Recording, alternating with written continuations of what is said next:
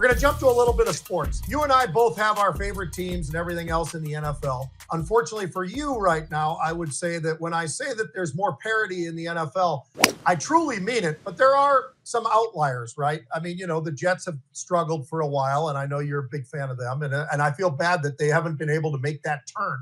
That is part of it all. But I would say this, the NFL and the fact that there is a lot of parity, and here's a great example of that. I'm looking at the Washington Commanders, right? They got new ownership. They got a new coach. They went into the draft because they were so bad they had the second pick in the draft. It was not because of trades or anything else. They were that bad. They only won 4 games last year. They get a guy named Jayden Daniels. They hire the right coach, Dan Quinn, who's a defensive-minded coach, who, by the way, they had the worst defense in the NFL in 2023-24 season, right? Now in the 2024-25, they're in the top 6 in just about every category there is on the defensive side. I'd say that coach has kind of figured things out. They drafted well. They got free agents. They also drafted a young man by the name of Jayden Daniels. People should know who he is because he might be the best rookie quarterback numbers-wise we've ever seen in the NFL. And the opportunity was there, and that's where the parity comes into play because now they've got 12 wins. The kid's only a 70% completion guy, 25 touchdowns, 9 interceptions. He threw for 3,600 yards, and oh, by the way, he led the team in rushing as well, Mark. So that, I think, just says a lot about why the NFL is the number one sport in the United States. I mean, it's absolutely incredible. Then you've got Patrick Mahomes and all of the history that he's already had. He's only 29 years old. This is going to be, if he gets there, it'll be his 6th Super Bowl already. They've won 2 in a row, and now they're looking for a three-peat. I think Josh Allen takes him out, but I think what I wanted to ask you is, why don't the other sports teams understand what they're doing in the NFL that I think helps the viewership, right? I mean, you don't want to always look at the guys who are 3-14 every year. They stink it up and all the rest of it. You have a nice change all the time, I think, in the NFL. Sure, there's certain teams that are always there, but there's always those outliers, right? Detroit turned into one of those. Now you've got Washington's turned into one of those. So I just wonder, why is it the rest of these sports haven't figured this out, do you think? Oh, listen, I think it's as much about the nature of the sport as it is anything else, Pete. I mean, why did baseball adopt the shot clock? Right? Because they were losing viewers. They were losing people, asses in seats as well as eyeballs on screens because nobody wants to sit there and watch paint dry and grass grow. And the reality of it is football, by and large, is a pretty darn fast-paced game. It keeps your attention. And the more the American psyche becomes more ADD, which of course is unfortunately the case thanks to TikTok and other types of degenerative social media, I'll refer to it, the sports that keep the action going is football. And, look, hockey never quite caught on. One might say, well, hockey is very fast-paced and action-packed, and it surely is, but it never quite got the popularity here in this country that it does with our neighbors to the north. Football is a very American game, and I think it has more to do with that, frankly speaking, than anything else. And I have 2 questions for you with the Super Bowl fast approaching. 2, number 1, where will you be watching? Will you be hosting your own Super Bowl party, as I know you've done in the past? And 2, who do you like? Who do you think we're going to see take the crown this year? Yeah, I tell you what, it's really difficult. I look to the AFC because the NFC is interesting, but I think the AFC continues to kind of dominate like they have been for the most part. And obviously that starts with Kansas City. I think this year, Buffalo actually takes out Kansas City. I think Josh Allen finally gets over that hoop.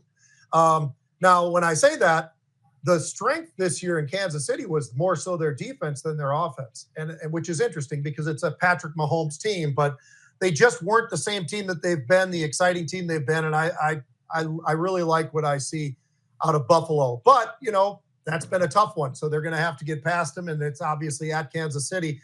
That's going to be a pretty big challenge. Philadelphia is just a pretty well put together team. The way they did the free agency last year, and I'm going to talk about that in the portal conversation too, but the free agency last year, they added a running back, right? just a guy out of New York, Saquon Barkley, just an average guy who got 2,000 yards this year. And he's got a quarterback who can run and throw the ball pretty well. And that was the missing piece. They got one of the best offensive lines in football.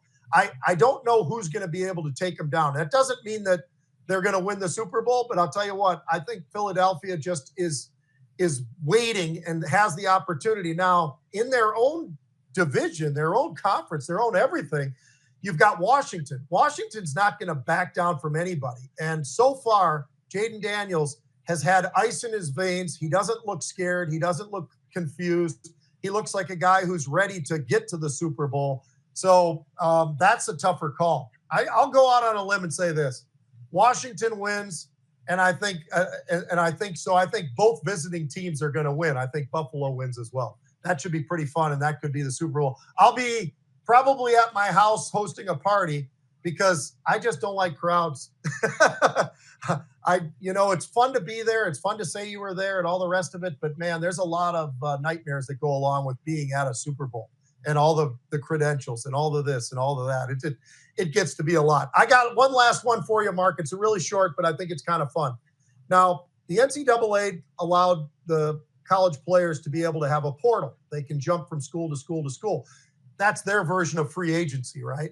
So here's what somebody put up yesterday, and it was sent to me. And so I just figured you probably didn't see this. I did repost it, but I wanted to throw this one out to you. And I like to call it portal missionaries. These guys who are going out, they're guns for hire, they're Bon Jovi. I mean, they're whatever you want to do. But these guys are guns for hire, right? So in the game the other day, a former Kansas State quarterback was throwing a touchdown to a former Ole Miss running back for Ohio State. Who was defending that? Well, it was a Wake Forest corner throwing to an FIU wideout after beating Texas, led by Ohio State's quarterback from the previous couple seasons ago, throwing to a Houston wideout. It's gotten so complex that these guys are jumping from one year to another to a different team. And now you're throwing to players that played at some school on the West Coast, somewhere in the Pac-12, somewhere wherever. But that's what college football has become. By the way, Quinn Ewers is the guy that is at Texas. He started at Ohio State, if you guys didn't know. But anyway, that's where he started. Then he's at Texas. And then the Kansas State quarterback goes to Ohio State. I mean, it's just a big puzzle piece going everywhere. Is that good or bad, though? I mean, you're a good fan, so I ask you, is that a good or a bad thing that in college football, these guys can literally just jump anytime they want, when the portals are open? They can jump anytime they want during that year and make another move because they're not happy where they are. Is that good? I don't think it's good for the sport. I don't think it's good for the teams. I don't think it's good for the fans. It's great for the players to have maximum optionality, but I don't know how you build a cohesive team that lasts. I mean, as it is, you only have these guys for 4 years if you're lucky, and then they stay with the same school. But I can't imagine that it's a good thing in terms of building a sense of team and family if these guys are just bouncing from one place to the next. So I think net it's probably bad for college football. They've got to do two things. They've got to figure out a way to have some sort of a cap. And people have given me criticism about this, but NIL, because at some point, if Ohio State has $25 million in NIL money and Minnesota's got $5 million, that doesn't seem right. Now you could say, well, but the generosity of our guys are different than yours. Yeah, I get it, but I still don't know that I think that's right. I think there should be a cap. I think caps make a lot of sense in a lot of different ways. So that's one. I think the portal probably needs a little tweaking too. I mean, maybe there's a number of times you can enter the portal. But there are guys out there, Mark, believe it or not, they go from team to team to team for 4 years. They get that quote unquote signing bonus to go there through that NIL, and it's just changed the game. So I think that I don't think it's a bad thing that players get paid. I don't think it's a bad thing that you can jump to a different school. I just don't know that it makes sense that you can do it every single year for 5 years of football or basketball or whatever sport it is. That's the part that bothers me.